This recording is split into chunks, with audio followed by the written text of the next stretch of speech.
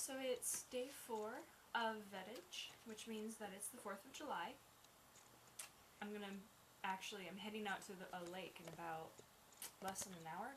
So I'm gonna be eating my lunch rather, while I talk to save time. I have leftovers here from when I went out to dinner with my cousin, and we had this amazing Greek restaurant. And we got salads. Mine had gyro meat on it. And now I have leftovers. So since I'm going to be chowing down on hot dogs and hamburgers and soda and other 4th of July food, I'm having a light lunch. So it's salad and coconut milk. I splurged and bought myself some coconut milk because apparently it's not going to go bad until after I've started school. So this is something that I can enjoy all summer long. And it's really, really good too. They advertise it as being a diet milk substitute thing, and they said, you know, it's only got half the sugar, it's got 2/3 of the calories. You know, they advertise it as being a diet substitute for milk. It's only got half the sugar, it's only got 2/3 of the calories, and all of this other stuff. It's got no carbohydrates. Or milk is have grams of carbohydrate or something like that.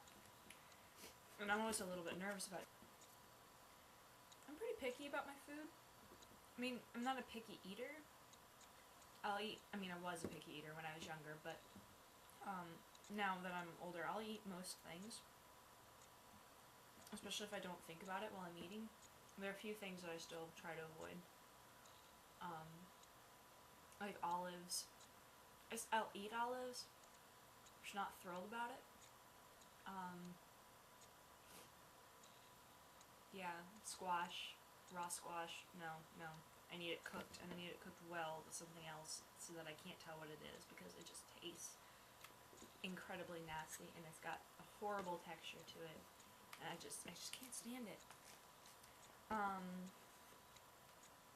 But yeah, I kind of tend to be nervous about diet food because, you know, if I'm already sort of, I'll eat food if it tastes good, but if it doesn't taste good, I can't stand it. So if it says stuff like, oh, it's only got half the calories and half the sugar,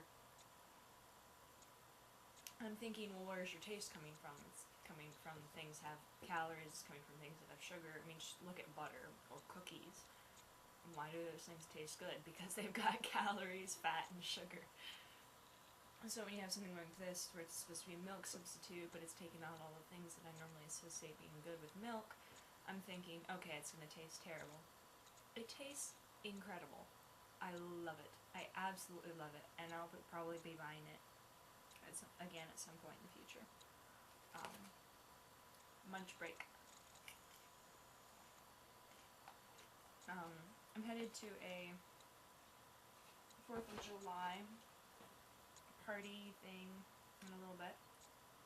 And I was going to wear, I'm going to wear my swimsuit, obviously. But you can already see, I got my swimsuit, my tank top, my jacket, my red, my white. I was going to wear my blue jeans and make it my ripped up, light, you know, had them for years, they're falling apart. They don't really hold in my body heat very well. So I wear them, you know, during the summer. Then I put them on and I started walking around and I realized it's a lot hotter here in July than it is in June.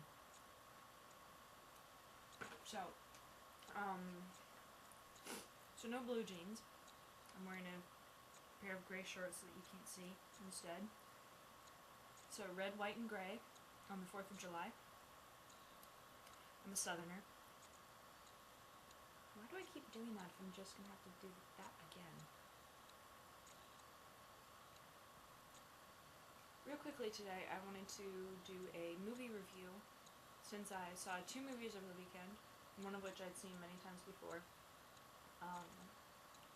and one of which was brand new.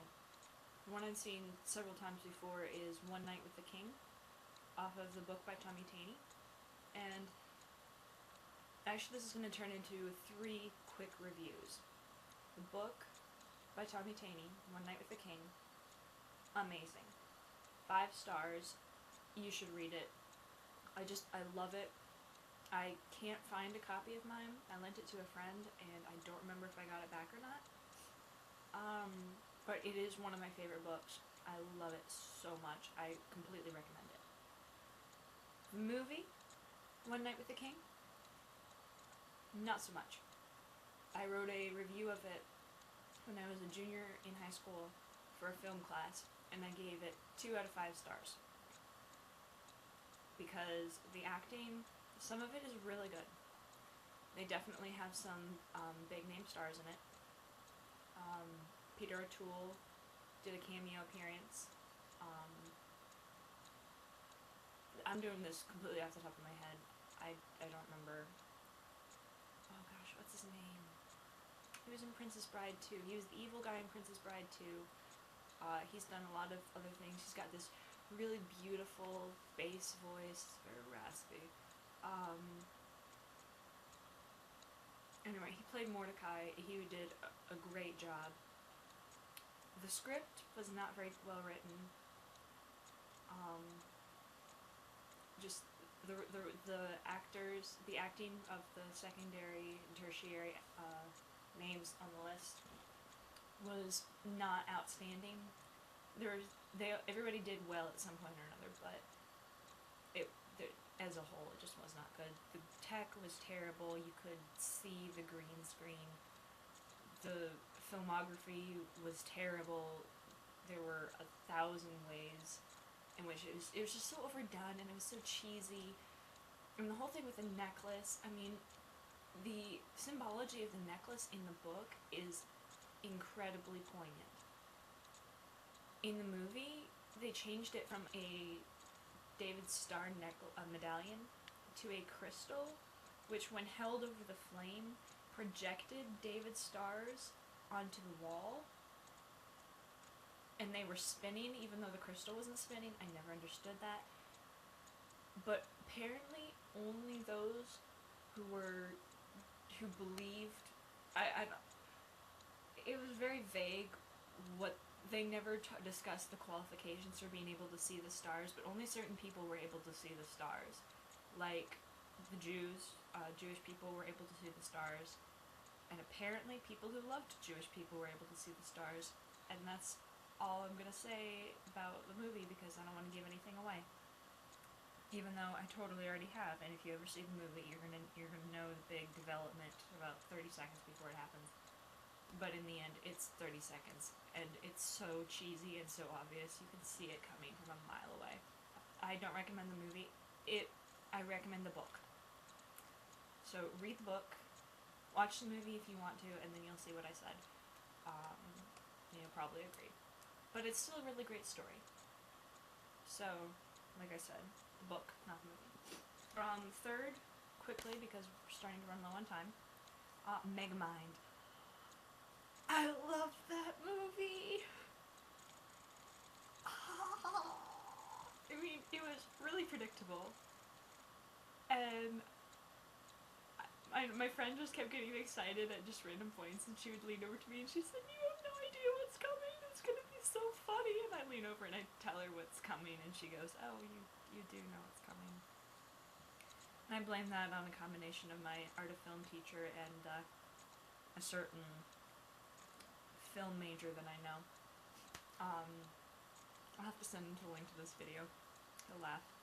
It was just so funny, and the dialogue was just so snappy, and it was animated, so you don't really have to worry about filmography or green screening so much, or making things look realistic. But they still did a good job with that anyway.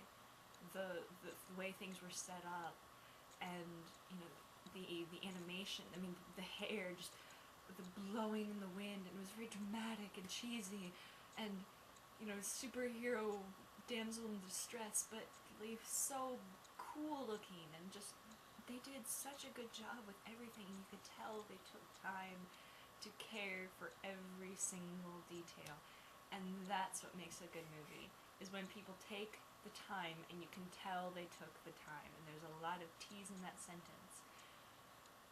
Just a good movie is crafted. With Megamind, you could tell that's what happened.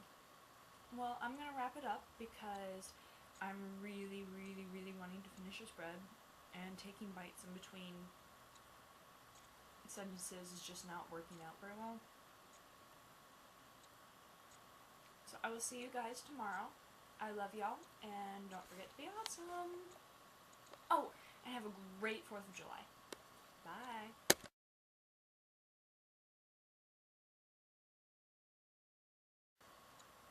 The butter got hard in the fridger. Fridger?